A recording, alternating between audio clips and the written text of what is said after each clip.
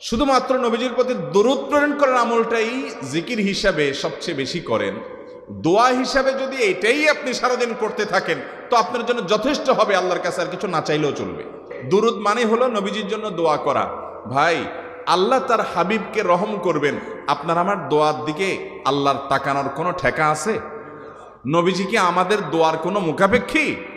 কিন্তু আমরা তার জন্য দোয়া করলে ওই চান্সে আল্লাহ তাআলা আমাদের প্রতি অনুগ্রহ করবেন।